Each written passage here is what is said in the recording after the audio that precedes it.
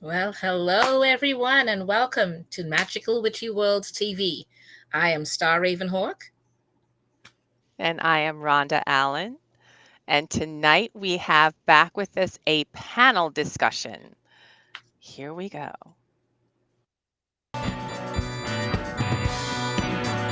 It's a magical, witchy world.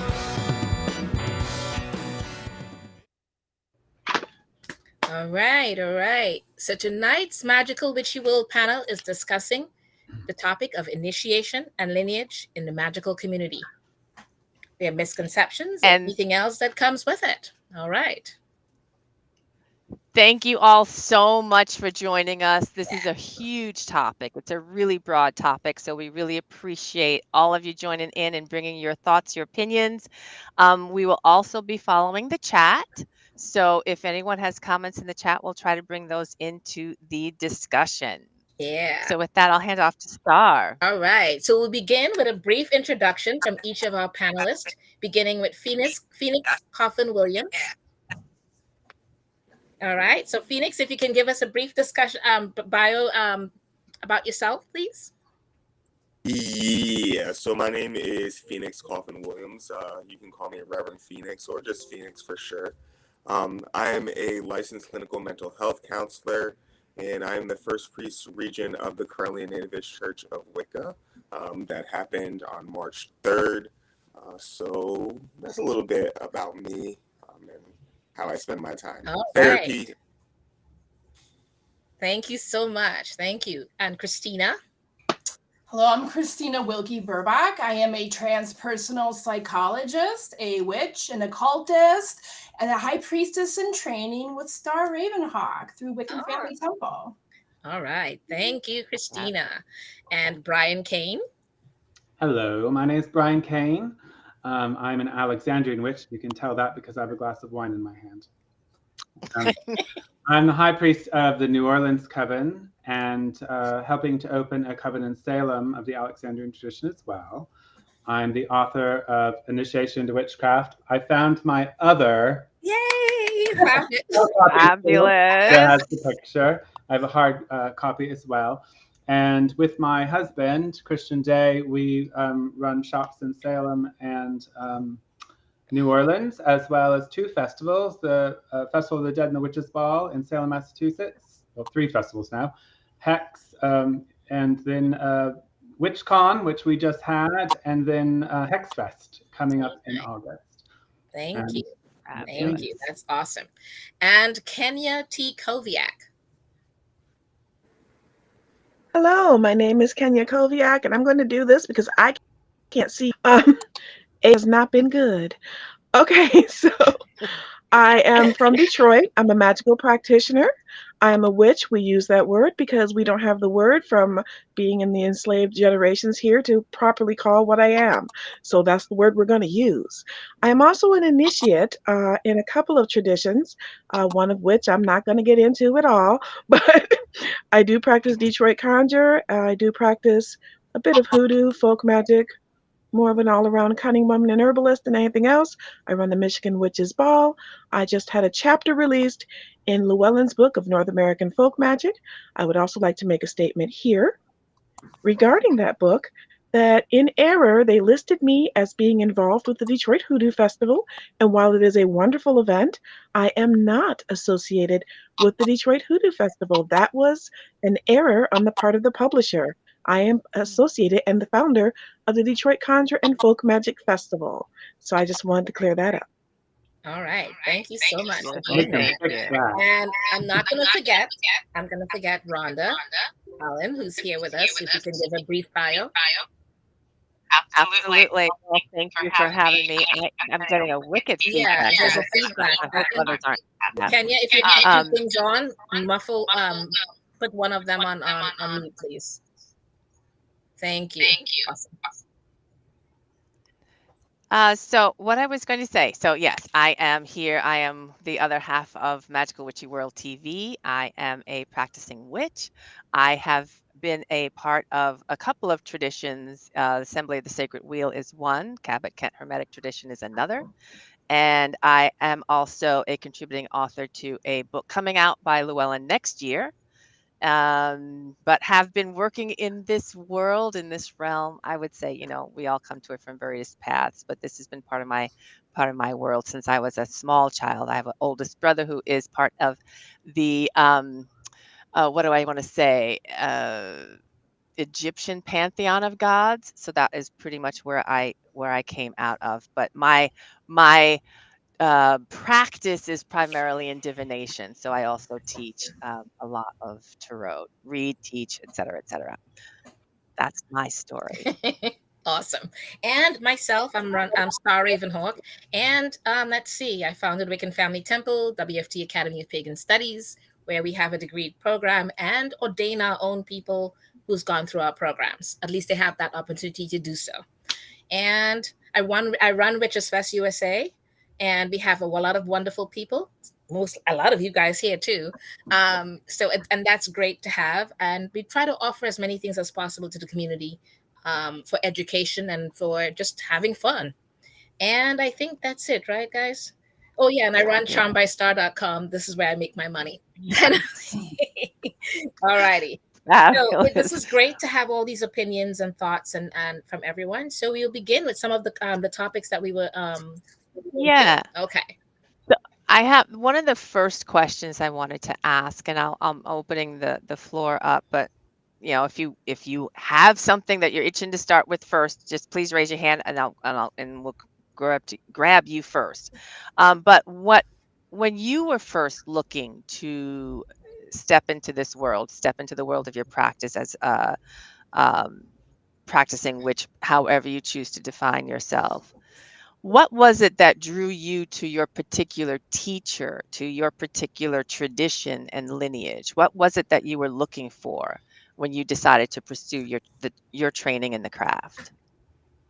All And right. yes, Christina, yes, please go ahead. That hand went up. Nerdy dorky Christina with a billion degrees wants to go first. So Yes, to please. me, like, the teacher is very important. I've taken thousands of classes with a number of different teachers, and to me, it's really important that the teacher is original in their thought, is not afraid to be controversial, is knowledgeable about a lot of different topics, and doesn't just regurgitate bullshit that other people have passed on and heard from other people. But they also have to have a big, bold personality and like stand behind what they're teaching. So I've taken a lot of classes from a lot of people, but when it was time for me in my journey to move more from high magic and ceremonial magic to witchcraft, the universe intervened and I found Star. And I don't even really know how I found Star, but to me, Star is a really amazing teacher. And, not just because you're here hosting this show, but you're a really amazing teacher because you have a lot of knowledge in a lot of different areas. And I think that's dangerous. I'm well done. Thank you. Yeah. You also encourage your students to not just accept information, to ask questions and to do your own research and seek other answers. So I find that very admirable, knowing that you don't have all the answers. And any person who thinks they have all the answers is just full of ego. So I really admire that in a teacher. Oh, thank you. All right. I'm glad to hear that. Anyone else? Okay, so Same subject? Yes. Oh, I thought we were all going to go. I don't know the rules yet. That would be I think I'm the one with feedback, and I don't know why. Okay. So something you have on that's separate, yeah. Is it coming through my laptop? Yeah, maybe that helps. There, seems to have gone away. Can you hear me? There you go. Okay. Right. Fabulous. Oh no, it was playing off my phone. I've got Apple, so I think Yeah. It does that. On. Well, anyway, it'd be a very long-winded answer if I answered the whole thing, because my first teacher and my first teacher was when I was 17 years old, and it was not Alexandrian. And my first initiation was by that teacher, and it was witchcraft. But we're going to focus on what I'm involved in now. And that happened much later in my 30s. They are in sync with each other, so they complemented each other. Still friends with that teacher.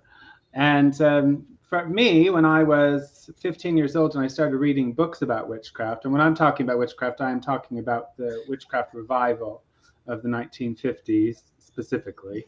Doesn't mean I'm not including other things. I, read all the books by the original craft elders, the first public witches, which were a good 40 years before anyone was doing it in America, officially. And I never thought I'd meet any of these people. I mean, most of them are dead now, but I remember getting my first copy of What Witches Do, and it had Maxine and Alex on the cover. And I read the book and I thought it was amazing, but I thought, well, this is in black and white. These people are in England. They're, probably 2 clicks from being dead. I'm never going to meet any of these people. Fast forward in my path of initiation, not only did I become Alexandrian, but I've circled with Maxine Sanders, who's one of the original elders of the craft movement, who is still alive, thankfully. So for me, it was, that's a long journey. But my reason, I think, was because I always admired the Alexandrian tradition. And I really was interested in being a part of the original lines of succession and having access to that original information that you cannot get from published books, not even today. Right. That's true. That is absolutely true. Thank you. Thank you. Okay. Phoenix? Yeah, go ahead, sweetie. So for me, growing up, entering the path at 9 years old, what was important for me and a teacher was accessibility, able to talk to, communicate with children, and able to communicate like spiritual lessons in a way that was appropriate for my age group. That was essential for me. That's great. That's so key. Yeah, absolutely. Because it sounds as though a few of you are mentioning or referencing that you were pretty young when you came to this. Yeah, that's fabulous. Yeah. Kenya, I know you're back, but we can't see you. Yeah. I hope we can come back to you in a second because she we'd love likes to hear what you have to say. Yeah, she goes in and out. Yeah. Okay, so hopefully we'll hear from Kenya. So Rhonda, what about you in the meantime? I would have and this is something that I just saw in the chat as well. So I'm going to jump on that. Daryl, thank you. Talk about self-initiation. This is an excellent point. So I delayed joining a tradition for years and years and years and years. For 2 reasons. One, because I was a little concerned that I was looking for one that I felt a lot, not to come in, I would not feel shy, but I wanted to feel embraced by. And that was something I don't want to say shopped around either, but I was very clear about what I was looking for. I wanted something, a place where I would feel, there was history, there was lineage, yes, but there was also this very broad scope because, as we know, I don't look like what many witches look like in the world that most people, consider a witch to look like. Right. So I wanted to be I wanted it to be a very inclusive community. So I started, and I was a, I don't want to say self-initiated, but I was on my own for many, many, many, many years.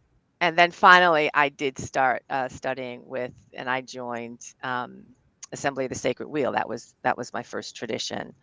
And then also joined Cabot Kent Hermetic tradition. But yeah, it took a minute. It really did take a minute. And one of the key things that I was really focused on was, are these traditions that I feel I can be a part of, learn from?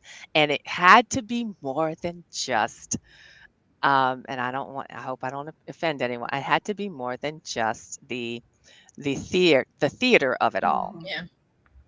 Because I had been around too many experiences where there was a lot of theater and I was missing, or I wasn't feeling the substance. So in any case, that's my story. Is Kenya back yet, or should I step in now? Yeah, I think you'll have to step in. I don't see her showing up yet. Okay, all right. So for me, I to this day will never initiate. That's not part of me or who I believe, what I believe in. I took classes with Laurie Cabot, but when it got to the part where the third degree where you have to move up from there into initiation and stuff, I was not interested, so I stopped there. Um, I'm not a joiner. I'm not big on joining into things.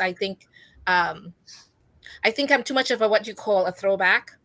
Um, initially, oops, there will be feedback again.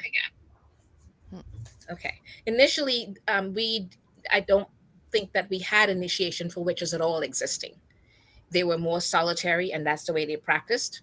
I don't think many people have emailed me and messaged me over the years about, do I have to be initiated to be a witch? I'm like, no, you do not. That is based on people's initiation is based on traditions. Whatever tradition they have and they want to have you and be initiated into it, then that's what they do. But it's not something that was there initially. Initiations were more of the high magicians, the masons, things like that.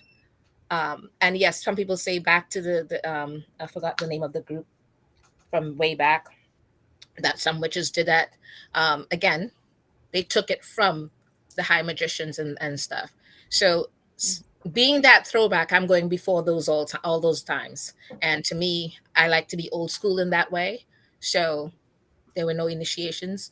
I don't think that people should be forced, because a lot of people feel that because they've said that to me. I have studied initially very young with the Cabot tradition as well. Didn't want to go any further. And others I've learned from over the years. And I'm not interested in being initiated into anything at all. And I probably will die. Never, never initiating into anything, because that's not me. I'm not that person. So I think people need to be able to realize that they can do as they wish without having to join anything in particular. Yes. Christina. So I would like to expand the definition of initiation, and I wonder if that will change your viewpoint. Because I know as your student very strongly about your opinions about initiation, but like as a transpersonal psychologist, which is where I came from before I entered the world officially as witchcraft, realizing I've been practicing witchcraft for a long time, but just never utilizing that name. In transpersonal psychology, like we focus on individuals who are having what we would consider like a spiritual emergency or spiritual crisis, which is really the universe, for lack of a better word, initiating you. So, and I also like have a degree in anthropology and also come from an anthropological background in which, initiations are really rites of passages that are marking like the old you transitioning into a new you. Mm-hmm. So I believe you can be, so I think we're talking about being initiated by like an elder or a high priestess, but I also believe, like in the chat, you can self-initiate. I believe the gods and the goddesses can initiate you. I believe strongly the universe initiates you, and to me, that's legitimately what shamanism is. Like, controversial thought on like people taking shamanic classes. But I think I'm the only one here that I'm sorry. No, see, to me, initiation is no matter what. Is the definition of the word is into something or into a group or into a, whatever. If you're speaking about the gods and goddesses or deities or whatever it is you want to call, it's you deciding to work with them or them deciding to work with you. It's never an initiation. It's an acceptance of this is what's coming into you and this is what you're part of. Don't need anyone. To me, that's a very much all a part of this whole concept of, the priest in the Catholic Church or the minister, and you need a mediator. I don't need one. The whole idea to me of witches and witchcraft is that we don't need to have that mediator. We've always been able to do this ourselves. So yeah, that's going to always be my take on it. Yeah, I think you wanted to say I'm just going to, I think Kenya wanted to, we haven't heard from Kenya and Brian. I see Brian's hand is up so also. We'll go after with Brian after Kenya. Okay, go ahead, Kenya. Yeah, please. Oh, hi, I'm back. Okay, good. So here's the thing. It really depends. I can say that I first entered a formal practice and study of magic at 13, like literally within a week of turning 13. Before 13, it was verboten. No. Everybody around me was like, no, we'll teach you folk ways, we'll do stuff in front of you. People at the Lincoln Branch Library were like, here, read this. Instead of that, the hierarchy of demons, here, let me just slide this Scott Cunningham towards you. But no, none of that. Once I turned 13, a very gentle, very kind, very formidable Sikh gentleman put me on the path to a witch, and then I learned from him. But I wasn't in my first initiation of a sort into a study, quote unquote, study group, which required blood, but we'll get into that another day, until I was around 18, 19 years old, because I had to be able to work in certain states of dress with no one going to jail. But we called it a study group. And then much later, I actually underwent initiation into a different kind of group who had lineage. We had to know the lineage. We were drilled on that lineage so much, but it wasn't about the validity of your ability to wield and connect to magic and spiritual energy or entities. It was more along the line of, this is the body of knowledge that you should know if you are seen and recognized by others in this particular group of being of this particular level. And I don't like saying level, but this particular group inside the group, so that when we're speaking the same language.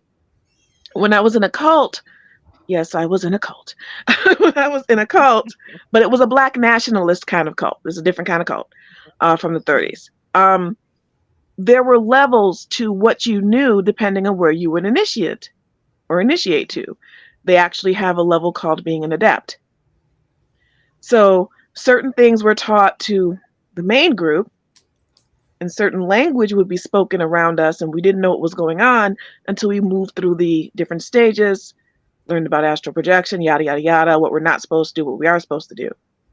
In my growth, you could say I kind of initiated them, because I'm not teaching you baneful plants, poisonous plants, if I don't know you have a foundation and you are properly prepared to be able to study those things. And then I'm in another study organization, I'll put it that way, that I will never leave, ever, like ever. And that's because there are certain things that you say in certain spaces that mean that you will not break faith, you will not break fealty, because you deal with certain discarnate spirits. Some call them gods, some call them other things. And you take oaths to say that you will always be loyal or filial, to your new chosen family. So I don't really see it so much as trying to say I'm a valid witch or not, or a valid practitioner. It's more like an undertaking to say, almost like a guild to a point, that I'm not going to discuss certain things with people who aren't prepared so they don't get hurt. But that's just my 2 cents. Yeah, Good point. absolutely. Brian, you had Good something point. else to add to There's that? been so much that has happened. I could probably go on now forever. So I'm going to just get some of it out. Number one, Rhonda, you look like a witch to me, but I have an Egyptian brain. So you look like a very authentic witch to me. Got to get that out there. To the original point of the subject, self-initiation, do I believe in it? No. I think it's disingenuous and it doesn't go along with language. However, I do believe in dedication. I've done self-dedication. I started out solitary. I put something in my book about people who are seeking a group or seeking initiation, put it out to the gods. I absolutely do not think initiation is required. I do not believe that anyone should proselytize initiation to anyone. I was taught that if somebody asks me if they should be initiated, I should tell them no, they should go run screaming, because only a crazy person would do it. That being said, initiation is something that I asked for. It's something that I chose for my own reasons, and I don't have any regrets. When we talk about the subject of initiation, you have to take that outside of witchcraft, because there's different topics going on here. And obviously, we don't all have the same definition of the word witch necessarily either. But in initiation itself, it is a part of our magical heritage. across the globe. That doesn't mean you have to do it, doesn't mean it's necessary. This is not a salvation religion. They're not going to ask you at the gates of the afterlife, have you been initiated? You know, that's not what we think initiation is. It's a magical spell that you cast in witchcraft and in other magical traditions. In some senses, it is entering into a community. For me, it was entering into a priesthood, you know, and I'm a priest of the goddess. And I think that that to me is what is most important about witchcraft in the world today, is the fact that we have the only priesthood of the goddess in Western civilization that has been there for a very long time. So I think that holding up the goddess and the priestesses, again, within a global priesthood, I think that's extremely important. Now, to the subject of whether or not initiation was historically a new thing, to that I must disagree. Okay. And the reason why, just because I don't disagree with anything any of you said except that one statement, and I have written a book about it. Witchcraft is older than witchcraft. And it wasn't the magicians that started initiations, it was the pre-Christian priesthoods. And it went on in Egypt, it went on in Greece, it was in the mystery cults that went throughout Rome and all of Europe. When Christianity was just rising, the most dominant initiatory cult of the goddess that existed on earth was the cult of Isis. And it went from Egypt to Britain. And these people worshipped a god and a goddess, had seasonal festivals, worked the arts Magickal, and did a lot of things that witches do today. The modern witchcraft revival, in my opinion, is a reincarnation, if not a continuation in some way, of these old mystery cults. Right. The witchcraft that I'm involved in is a mystery cult. If we go into the historical word witch, then you have to go through what Christianity says about it. And it absolutely says it is a cult of Diana. And then later on, it says it is the cult of the devil. Sometimes fairies are thrown in there for good measures, maybe a couple spooks. But it's always religious in nature. And the Christianity and the church and the records and the trial records and the mythologies all talk about initiations in the form of pacts or rites or oaths. So historically speaking, there is way more that leans towards the authenticity of which is being associated with a religious idea than there is it just being magic. It just being magic came about with colonialism and Christian white men in the 1930s from Britain going around the world and calling everything witchcraft, which does, Kenya, lend some credits to some people needing to use it because words were lost, you know, and that's a whole different topic. I'm not here to tell somebody who's a witch or who's not a witch. But I know in my craft, initiation is a ritual that you can go through if you're that crazy. Yeah, that actually, when you mentioned that, because not majority, and the initial magicians were from Egypt. Yes. So well, yeah, I mean, so that's everything we do magically today is from Egypt. Say again? Right. Almost everything magically we do today is from Egypt because the Greeks and the Romans got it from them, and what the Celts did and what the Saxons did, well, that wasn't written down really. Other than folk magic. We all have folk magic throughout. The magic of the people survived everywhere. Right. Precisely. And I want to grab Phoenix real quick before we... Thank you. Some of the things that I'm thinking about right now as the conversation is unfolding is the idea of like the priestly or the clergy class, like as a group of people that served a function in a community or an organization, in the way that like initiation just kind of like sets that tone for being able to participate in acts of service in that way as well. And I'm also totally here for the conversation about the spirits providing that trauma or like that crisis in life to like prepare for a function that you're going to serve in your life.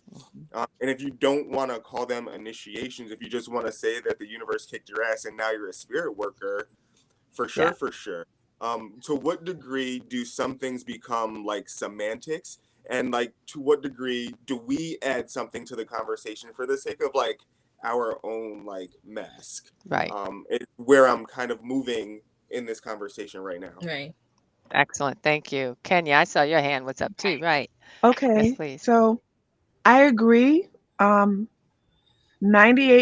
with most of everything that we're talking about.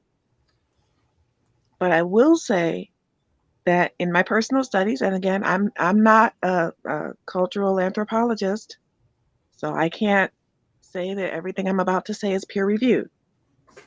So take it with a grain of salt. But I do know that certain practices that have been attributed to witchcraft also can be found in ancient Sumer. And I'm looking backward, and I'm really beginning to in the softest way possible, in the softest way possible.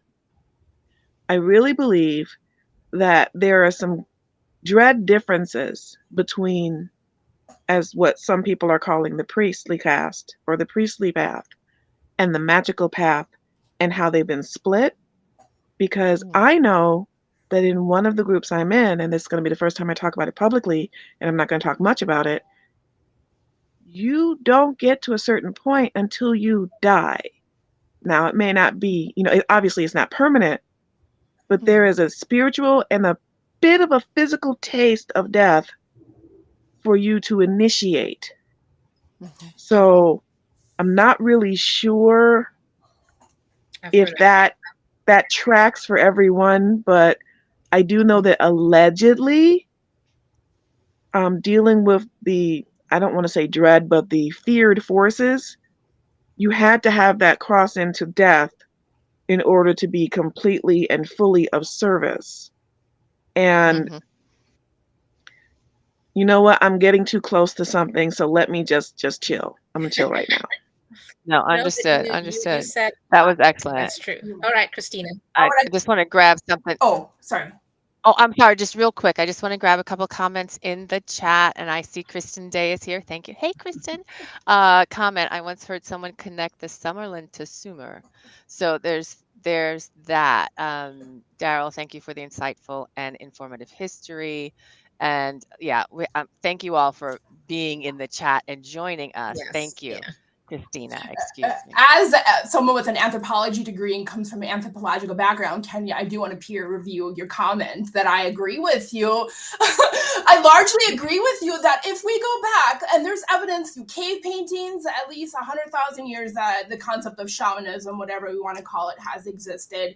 And literally a shaman was someone who didn't say, I want to be a shaman. The universe chose them. They had like a psycho-spiritual death and rebirth, and literally died and were reborn again with a foot in two worlds. So I agree, Kenya, that we do have to die a little bit, and in order to come back with certain abilities and gifts, and to really understand and to be that medium between the spirit world and the mundane world. So I mean, I do agree with what you're talking about, Kenya. All right. Right on. Awesome. Thank you. So we have a lot of questions here and not a lot of time left, believe it or not.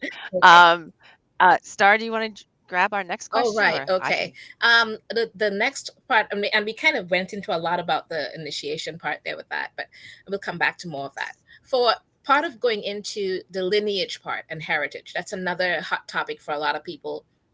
They have been told, unless you're a lineage with so-and-so people, you're not allowed to teach, you're not allowed to different things. And they have been told so many things that I'm sitting there going, just forget all that. Just move on with your life, and you don't need to listen to them. It's up to you. It feels to them as if they're being invalidated. And I don't think any of us have the right to invalidate anyone's practice or anything at all that they're doing, because again, we're not there with them and what they do. So to me, I don't think it matters as much to me. Each person that you learn from doesn't really matter, whether it's books or whatever it is. It's best, of course, if you can have it in person. We've all studied with many different people in person. You gain a bit of knowledge and wisdom from them. And that's in a way part of your lineage, but not technically, because they want you to get it from them entirely, or whomever it is, to be able to claim lineage. That is a misnomer for me, because Again, I've been on that other end with it. But anyways, I would like to have some of your input with that in terms of lineage and heritage, that kind of a thing in terms of witchcraft. So anybody wants to go first? I saw that hand kind of flutter there. Okay, Christina. All right. And then Brian. All I'm going to say is, I guess I've been in 3 different lineages, maybe a bit more in a way. And it's like being in families, I mean, the lineage is what it is. Without the training to go along with it, I think it's useless. But I'm very proud, my current lineage. I'm very proud to stand on the shoulders of those who come before me. And I'm very proud of the work that they have done throughout the years to make things like this possible. So I'm proud of the people I'm connected to now, but I've been connected to people that I'd rather not be associated with as well. So it's kind of like being a family. You could be in a good one and you can be in a bad one.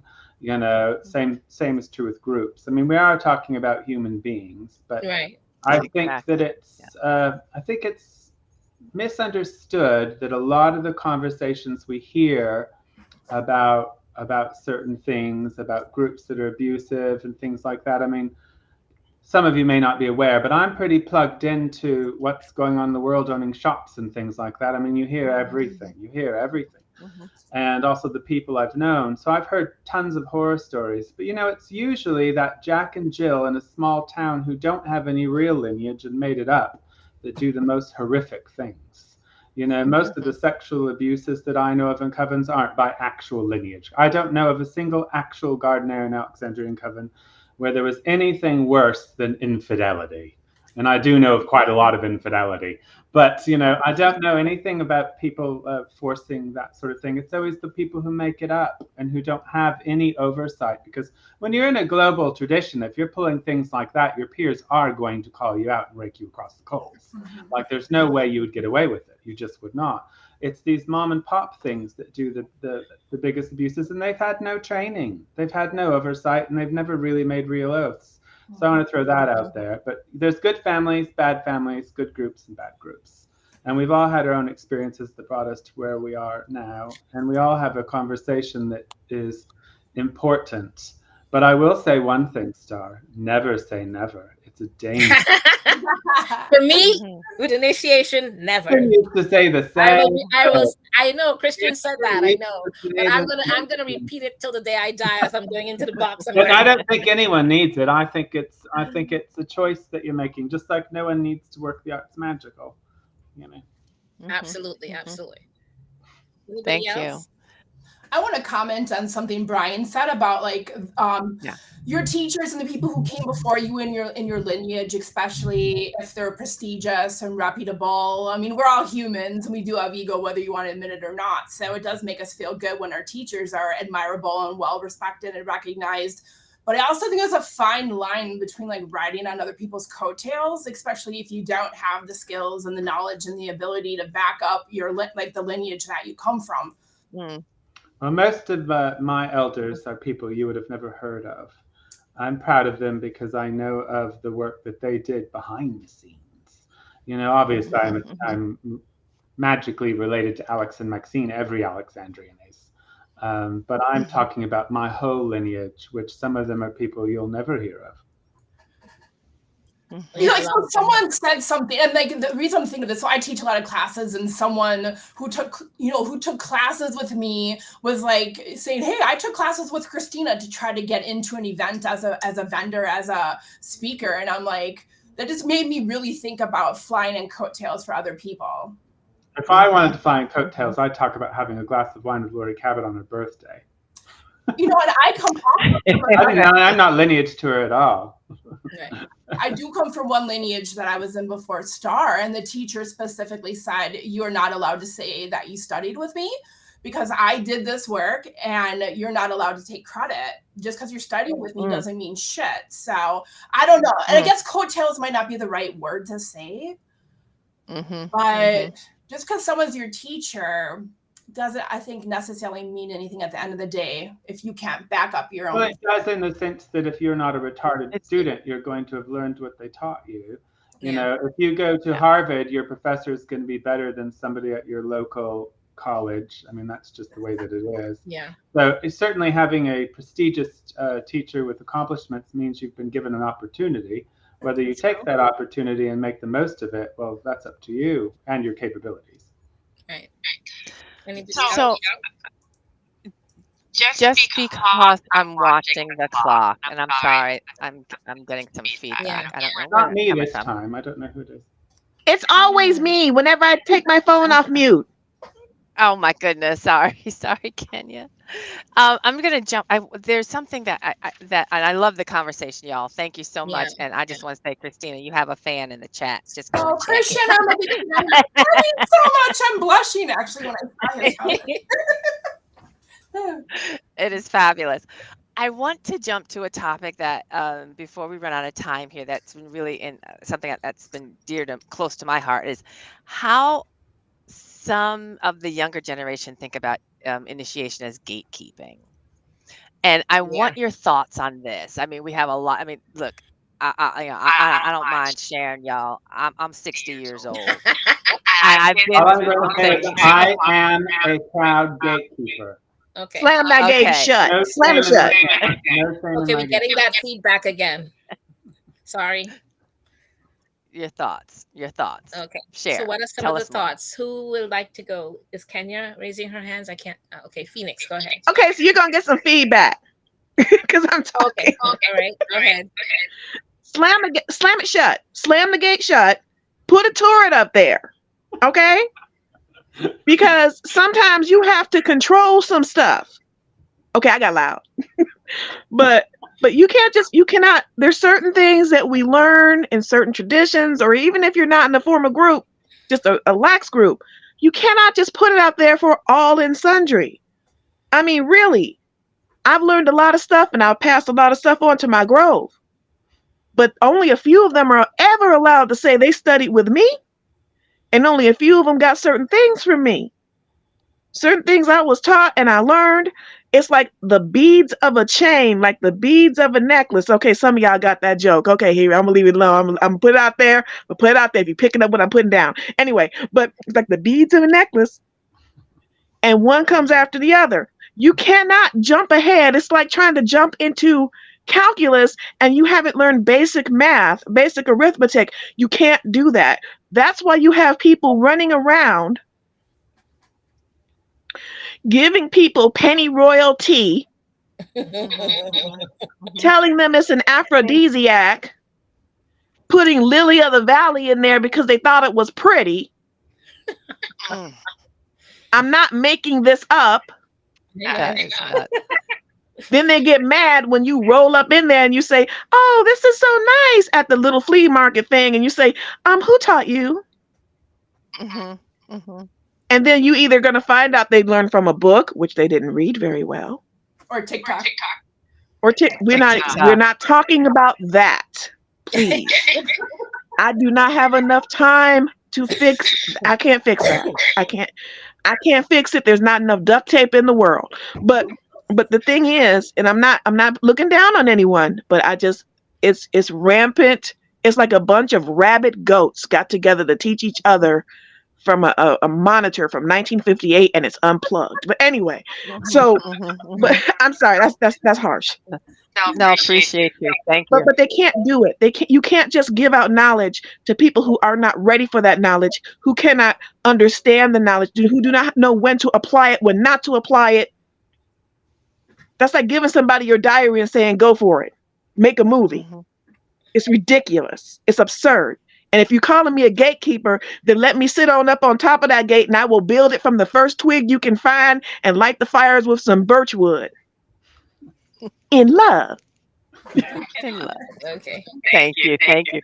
Phoenix? Okay. Yeah. So when I hear the word gatekeeper, I think about a few different things. And I want to start off by saying that, like, I actually might be the youngest person here.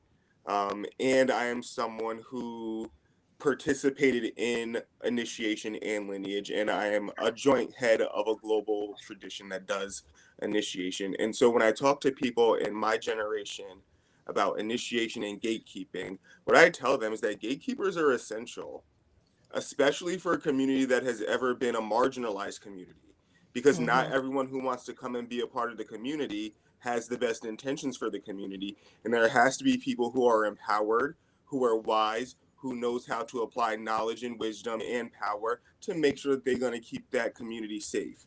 That is what I believe is one aspect of gatekeeping. And it's something that has been done not only in the witchcraft field, but also in the gay Black world, because we're not about to let everyone come to our Vogue. Not everyone is coming to the ball. We got gatekeepers. You might not even know who they are. They are there. And if you are upset with gatekeepers, it's probably because you got gate kept. And it was determined that you were not supposed to be Gate here. blocked. This does not mean that you can never be here. This does not mean that you do not belong. This does not mean that you might not ever have a home here. But it means that the energy that you stepped up to with was not vibing at the moment. And the ones who were designated to make that determination made that determination.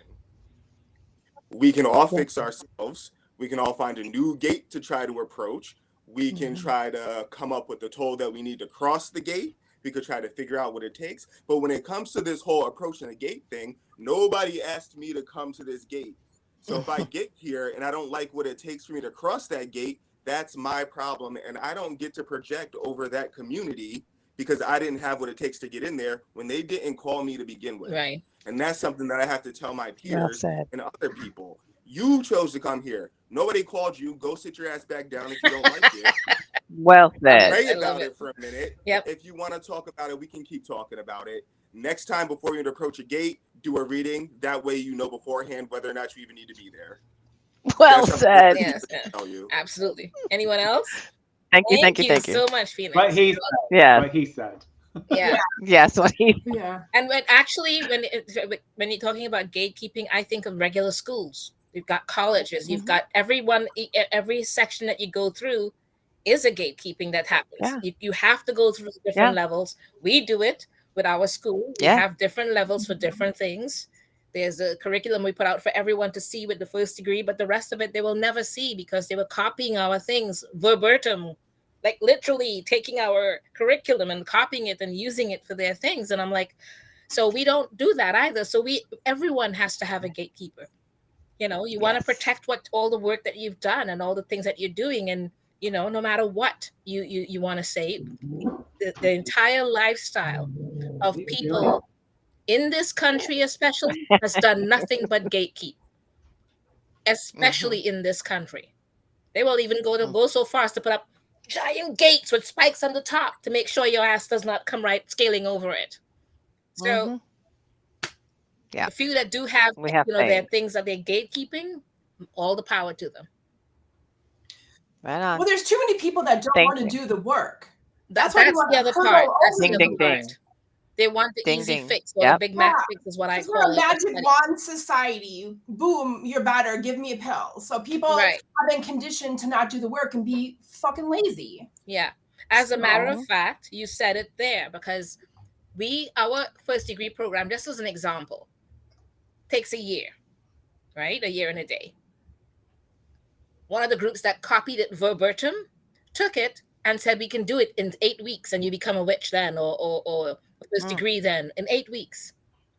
And someone who is, Christina, if you can vouch for this and the way the levels that you go through, there's a reason for each degree that we have and what we go through. It's a lot of work.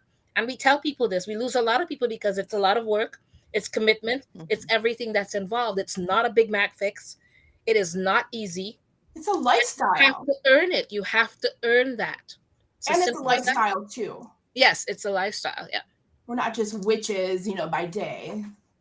Yeah. It's a part of on the show. Who you are. are. Just on this show only here. But no, it's a lifestyle. You got to do the work.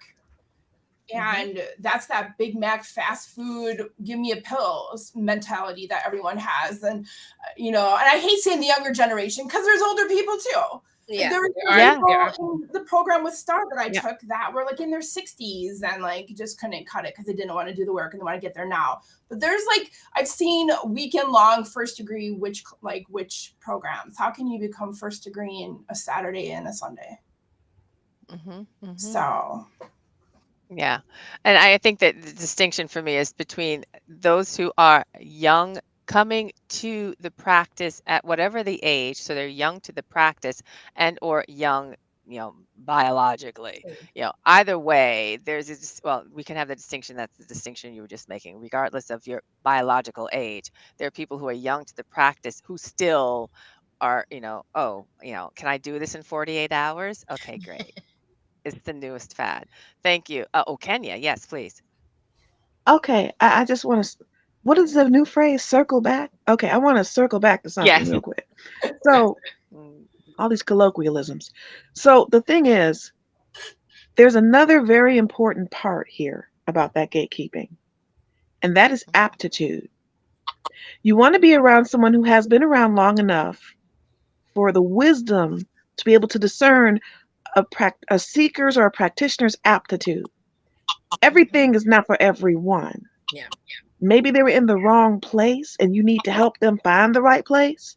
Or maybe they're trying to learn something and they're kind of not understanding why they're having trouble. And it's because it's not their aptitude. Yeah. And so having the wisdom to say, well, you know what? Maybe divination is not your forte. Maybe healing arts is your forte. Right. Maybe dramatic liturgy is your forte. It's, and because they've seen this before, you don't waste 6 or 7 years being very bad or mediocre at something when you can excel at something else with just a bit of advice. I just want to put that out there. Yeah. Or go That's a sign of a good teacher, though, Kenya, where you know where someone could do better somewhere else. Yes. And you say, like, hey, you know what? You're not the right student for me. Why don't you go check this out? So We're having that feedback again. No, I'm just mean. I'm just ornery. I'm ornery and I'm middle aged and the crone is hunting me down by my door. I'm just ornery. Well, you make a lot of really good points, though. Yeah. This is true. This is true. But Brian, sorry, you wanted to say something and you entered in there. Did I? Yes, you did. You started to say something and we kind of went over you a bit. So come on. What was the topic on? Sorry. Yes, we're still with the lineage and heritage. Oh, the gatekeeping. No. We went to the gatekeeping. Sorry. He said it so well. I didn't have anything to say after he said. I was totally. He said it in the way that I was thinking it in my head. That's the way I would have said it, but I loved it. I suppose it's something I've seen happen in the last couple of years, and I do think it's a bit of a generational thing, this gatekeeping thing.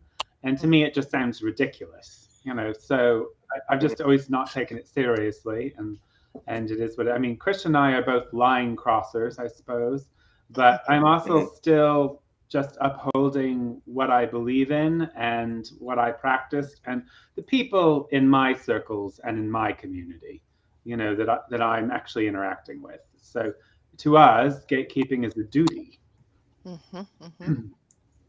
Even we see the broader thing, the broader thing of witchcraft.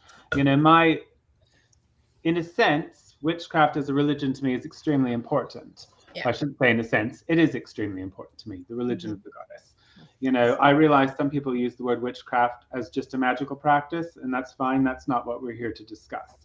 But for me, it's a religious belief. Yes. And the goddess is in it. And magic is one of those religious beliefs. Like, I absolutely think you cannot be a witch without magic. Right. So I'm not devoiding it of that process. But I think, in other traditions, it's the same thing. You're going to have this, you're going to have your caretakers, and and every group has its natural guardians. And they're the ones that never like anyone. Right. Not till they prove themselves, and you have to have those people. So I think it's, and it works. It works. I've made very few mistakes. And the ones I've had, I think were still transformative for the individuals. Right. Thank you, Phoenix. I see your hand is up again. Yeah. So I was also thinking about gatekeeper and like its two components, or like maybe two sides to it. So we've got like the one glorious side, where there's the protection and, keeping the people safe and keeping people out. And then maybe the shadow component, or the other side, where it becomes a derogatory term because we're also responsible for feelings of rejection that come when we have to say, I don't think this is right for you. Yeah. I don't think weakness is right for witchcraft. I do not think weakness is right for witchcraft. If you're so easily offended, you're too weak for the craft. Right. And I know that sounds mean, but I don't think witchcraft is for coddling people. Yeah, it's not. No. Especially as a leader. If you're a weak leader, then you're not really a leader either. Yeah. And it becomes this, it's the, even the word gatekeeper in a sense for something like this, I think that's a new construct that I'm now hearing. I didn't even know it existed until I saw the question that came in with it. So a lot of things are being taken and twisted into to me into different Okay. construct of names that they want to I guess to put it down and be derogatory about it in a particular way. And preservation is a big deal, isn't it? I mean, aren't they gatekeeping to make sure that certain things does not go, animals do not go extinct, or plants do not go extinct? I mean, there's a reason for all of that. And if that's what they're calling gatekeeping, preservation is what I call it, And I'd rather you not waste your time for 10 years in something that is not for you. If you are supposed to be somewhere else, I would like for you to find where you need to be. See, and all of that is true, because I have had to, tell people, I'm sorry, this is not the place for you, go on with your bad self, kind of a thing. Or I shouldn't say that. I tell them nicely, and and I tell them, they need to find somewhere else. And then there are those that up in the middle of things, when they see how much harder it gets, they go, then they start putting us down and saying this is whatever. And but you've taken the classes all along, but now you reach a difficult part that you can't seem to learn, and suddenly it's something bad or dark magics or whatever it is. And I look and I say, okay, no problem, hun. And I think they expect me to kind of say, no, you should stay. I'm like, no, go on with your bad self. I think you're cool. You do that. Go on out there. Do what you got to do. Become that big bad. You know what I mean? And I move on, because I really don't have that time or inclination to get people over that hump. Because if you cannot, after a few years, take yourself over that hump, then this is not for you. This is not the place for you to be. They need to go find their own place somewhere else. We have a bunch of other questions, some really, really good questions. We're almost at the top of the hour. So before we wrap it up, we're still in this gatekeeping topic.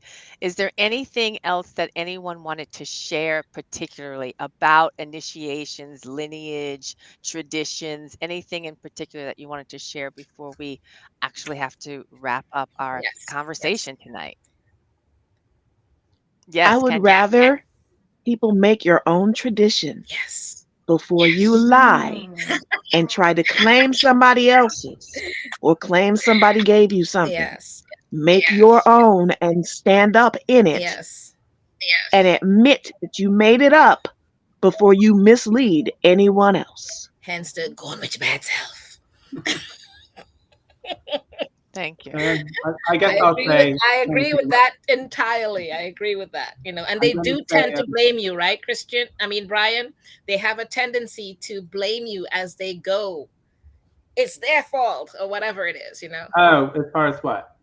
And when they reach tough patches of where you have to say, I don't think this is the right place for you. Well, I mean, I've had worse things, like, unfortunately, there's an entire, well, probably lots of gardenarians don't like me, but there's an entire line of witchcraft that despises me, because people have posted the question to me, do I think they're legitimate Alexandrians? It's the Chthonian Alexandrians. And I say, no, they're not. They're not. In my mind, they're not. Their initiation is invalid as far as being Alexandrian. Like, if they want to be Chthonians, they've essentially done what Kenya has said. They made up their own tradition, but because one of them once sat on Alex's chair or whatever, they try to claim that label, and it confuses people, because people will think it's Alexandrian, and it's not. The way they're practicing is not Alexandrian. Right. And they claim they've got our stuff in there somewhere, but that's the contrary to being Alexandrian. Right. If you're initiated Alexandrian, you're trained everything you need to know at the first degree to be an accomplished and powerful witch. There's not any sort of hidden thing. We have mysteries, very few secrets. And the other stuff is for people who want to lead covens. That's why we give the first and second degree, or second and third degree separate from the first. We do the second and third at the same time, because we don't use it as a hierarchy thing. They're magical rites to enter into a priesthood and to become a leader and a teacher in it. But they're also magical journeys for the individual. So it's not about rank so much. a first degree. Mhm. I know Alexandrian first degrees through an Alex's coven who I consider elders to me, because they're Mhm. accomplished witches. They've got the history and knowledge. They just didn't want to lead a coven because they didn't like people that much. Understandable. There's that. So, Listen, I want to get candid your truth, absolutely. Nobody needs to be a priest or a priestess or any other kinds of magical person unless they want to. And if you really are called to that, you don't have a choice. point. Well said. We are at the top of the hour. Yeah. I'm going to ask any last second comments, Christina, Phoenix, Star. I'm good. I'm good. I We just go want on to for like thank another everyone. couple Awesome. hours. This is great, y'all. Yeah. We really Yeah, could. We yeah. really I could. want We to can't thank thank you everyone enough. who all your input, all your wisdom, and everything else that you guys shared with everyone from every angle. It's all wisdom because you're telling people things that are relatable to them, no matter what people say. It's relatable to different people in different uh, arenas. So this is all good, and we Absolutely. really appreciate it. And if we have to come back another time and do some more on it, we'll do that, and we'll let you guys know We'll do because more. we tend to listen to the feedback. All right. Yes, and we have a lot of feedback and thank you all. Penny, thank you for the comments. Daryl, Kristen, everybody, thank you for the comments in the chat. We really appreciate it. You guys, it has been a fabulous, fast, Hour. full hour. We want to thank you again for joining us, and hopefully we will all star. We should come back and do this again. Yeah. All righty. Before we say goodbye to you all, I'm going to just shoot a word from our sponsor. Yeah.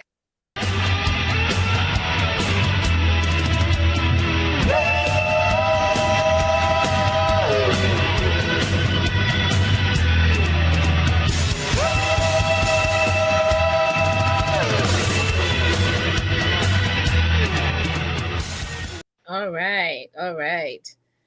So tonight we also wanted to let you guys know that we have next week coming Laura Tempest Zakroff that will be with us. So I hope you guys would come back on April 14th to check that out. Absolutely. Thank you all so much for joining us tonight.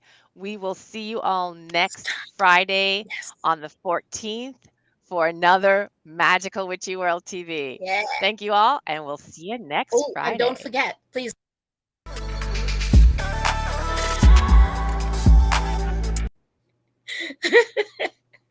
Okay. Don't forget To to like and like and subscribe. Yes. subscribe. We'll see you next week.